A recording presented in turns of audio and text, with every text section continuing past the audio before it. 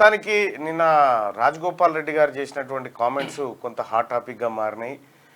Next CM ఉత్తమే అంటూ ఆయన చెప్పినటువంటి మాట, తర్వాత నా నాలుక మీద మచ్చలు ఉన్నాయి కాబట్టి ఖచ్చితంగా అయి తీరుతుంది అనేటువంటి మాటను రాజగోపాల్ రెడ్డి గారు చెప్పడం జరిగింది. అది యాదృచ్ఛికంగా అన్నట్టే అనిపించింది, కానీ అది సీరియస్ వార్త అయిపోయి కూర్చుంది.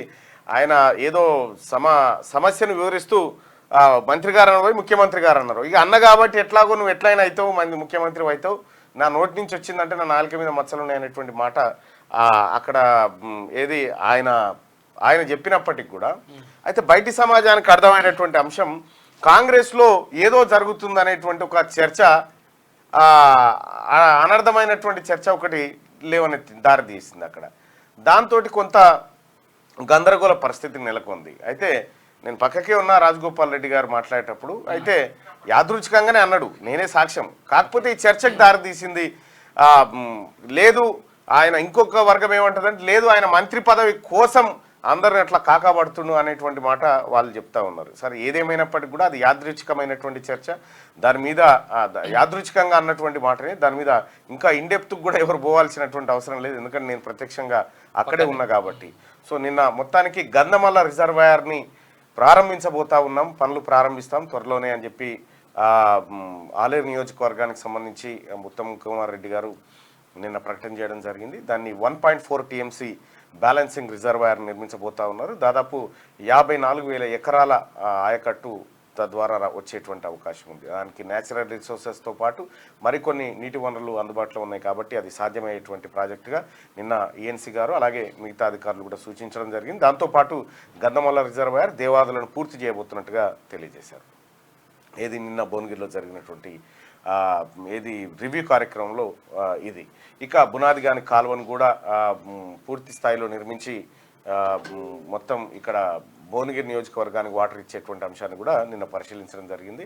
సో ఇది నిన్న అక్కడ జరిగితే, ఇక మరోవైపు యాదగిరిగుట్ట ఆ తర్వాత వేములవాడ ఆలయాల అభివృద్ధి కోసం రాష్ట్ర ప్రభుత్వం చొరవ తీసుకుంది. రాష్ట్ర ప్రభుత్వం అక్కడ టీటీడీ తరహాలో యాదాద్రికి కూడా ఒక బోర్డును ఏర్పాటు చేయాలనేటువంటి ఆలోచనతో రాష్ట్ర ప్రభుత్వం ఉన్నట్టుగా తెలుస్తూ ఉంది. ఇక వేములవాడ ఆలయాన్ని ఏది గతంలో కేసీఆర్ కేవలం గ్రాఫిక్ డిజైన్లు ఇచ్చి అవతల పడ్డాడు.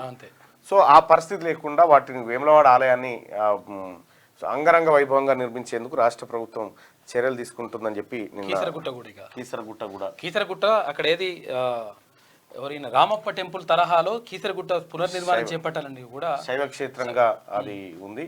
సో ప్రతిసారి పెద్ద జాతర అవుతుంది. అలాగే కొంత గుడులు గోపురాల మీద కూడా ఆలోచన చేస్తున్నట్టుగా కనిపిస్తూ ఉంది రాష్ట్ర ప్రభుత్వం. అయితే చాలా దవాఖాన్లు మొత్తం నిండిపోయినాయి. డెంగ్యూ జ్వరాలతోటి ప్రజలంతా అవస్థలు పడతా ఉన్నారు. ఎక్కడ చూసినా కూడా చిన్న చిన్న క్లినిక్లు కూడా నిండిపోయి ఉన్నాయి. గాంధీ, ఉస్మానియాతో పాటు ఇంకా ప్రభుత్వ ఆసుపత్రులన్నీ దాదాపుగా నిండి ఉన్నటువంటి పరిస్థితి. సో రాష్ట్రంలో విష జ్వరాలు వ్యాపిస్తూ ఉన్నాయి. ప్రజలంతా అప్రమత్తంగా ఉండాలి. రాష్ట్ర ప్రభుత్వం ఒక ప్రత్యేక చొరవను దానిపైన చూపెట్టాల్సినటువంటి అవసరం ఉంది. వైద్య రంగంలో మాత్రం సమూలమైన మార్పులు రావాలి. ఇక్కడ ఉస్మానియా బిల్డింగ్ కట్టే కంటే ముందు ఈ ఉన్నటువంటి ఆసుపత్రుల్లో వసతుల కల్పన పెరగాల్సినటువంటి అవసరం ఉంది. ఇక ఇది ఇట్లా ఉంటే మరోవైపు బీసీలకు 42% రిజర్వేషన్ అమలు చేయాలంటూ బీసీ బిడ్డలు చేస్తున్నటువంటి నిరాహార దీక్ష ఇవాళ ఏడో రోజుకు చేరింది.